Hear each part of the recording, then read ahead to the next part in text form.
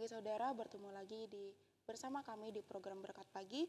Saudara-saudara yang dikasihi Tuhan Yesus Kristus, kemarin kita sudah membahas tentang kitab Amsal dan kali ini kita akan membahas tentang kitab Pengkhotbah. Nah, begini saudara, harus saya sampaikan supaya saudara yang nonton pada pagi hari ini tidak salah pengertian gitu ya.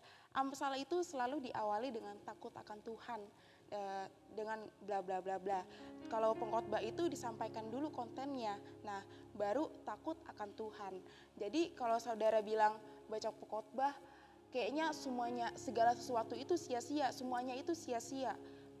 Nah, sia-sia bagi mereka yang tidak takut akan Tuhan, tetapi bagi mereka yang takut akan Tuhan, maka yang takut akan Tuhan akan ditaruh di posisi yang paling akhir. Kalau saudara semua yang takut akan Tuhan, segala sesuatu tidak menjadi sia-sia.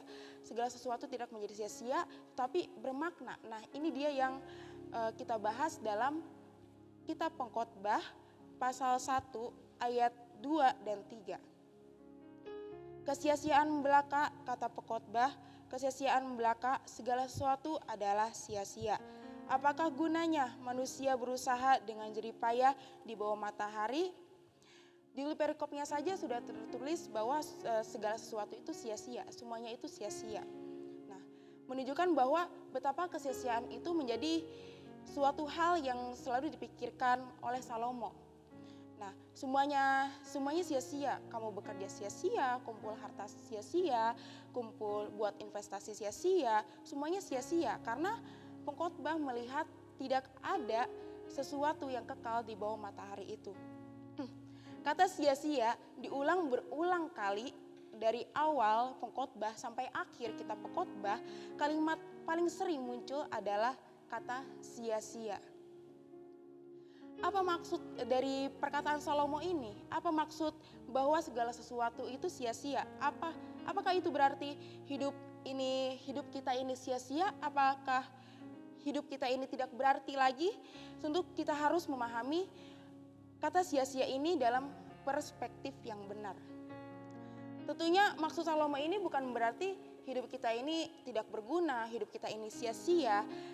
Nah, namun yang ditekankan oleh Salomo di dalam kitab Amsal ini, pasal ini adalah segala sesuatu yang ada di bawah matahari. Tentu saja yang di bawah matahari adalah bumi. Segala sesuatu yang berunsur dunia itu sia-sia. Bukan berarti dalam arti bahwa hidup kita ini sia-sia. Tapi maksud daripada penulis Pengkhotbah ini, hidup dunia ini yang fana, bersifat yang sementara, saudara-saudara. Nah, baru kita masuk dalam ayat yang ke-8 sampai yang ke-9. Kita baca, segala sesuatu menjemukan sehingga tak terkatakan oleh manusia. Mata tidak kenyang melihat, telinga tidak puas mendengar. Apa yang pernah ada akan ada lagi, dan apa yang pernah dibuat akan dibuat lagi. Tak ada sesuatu yang baru di bawah matahari itu. Saudara pasti pernah merasa lihat ke luar negeri, lihat excited banget, menarik banget gitu ya. Kalau misalnya kita ngelihat luar negeri, lihat dengar-dengar cerita dari orang, apa segala macam gitu.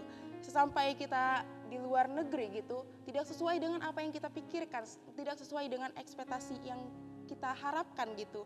Nah, sesampai kita di luar negeri itu pasti biasa aja, kita merasa kok biasa aja, kok begitu aja gitu. Nah, tidak semenarik apa yang kita pikirkan gitu. Terus balik lagi lah, lapar mata itu namanya.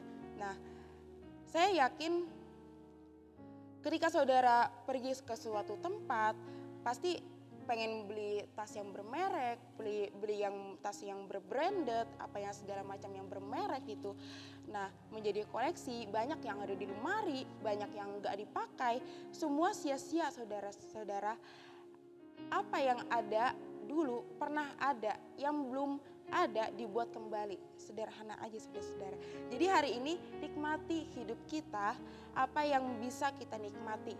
Kita nikmati hari ini supaya kita tidak salah dalam melangkah. Amsal ini sudah mengajarkan kita bahwa tentang bijaksana. Pengkhotbah ajarkan kita jangan melekat dengan dunia ini. Itu yang paling penting menjadi pelajaran bagi kita semuanya dari kitab Pengkhotbah. Nah, semua yang kita miliki sia-sia, semua yang kita punya itu sia-sia, saudara-saudara.